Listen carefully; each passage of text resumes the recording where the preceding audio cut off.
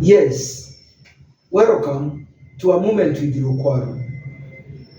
We are still on clergy burnout. Now, there is the aspect of the economy.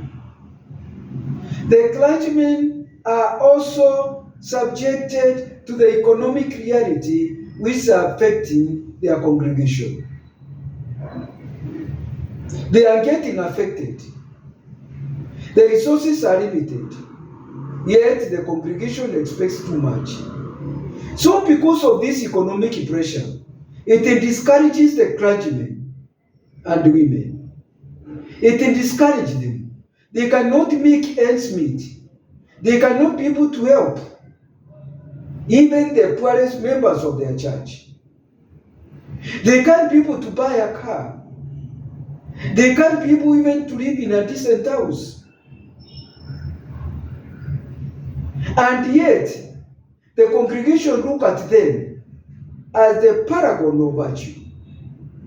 The expectation that if God is with you, definitely you should be having all the best.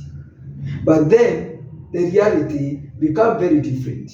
So the economic realities is so much pressing on the clergy. And the clergy are discouraged because the financial resources, the salary they are getting is very little. And even if they're not getting the salary, even those who are getting the tithe, they may be in churches where things are becoming different.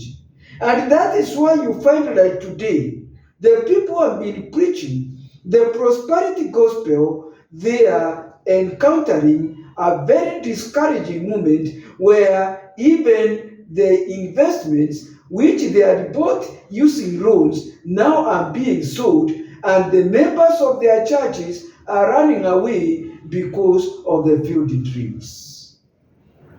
Economy is a challenge. Prosperity gospel is affecting prosperity preachers.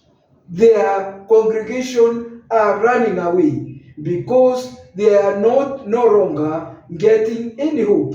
The hope which they thought they would get in the church is no longer getting there in the prosperity gospel. And so they run away in search of hope. Thank you very much. Mutia Lukwago, your family therapist and a relationship coach.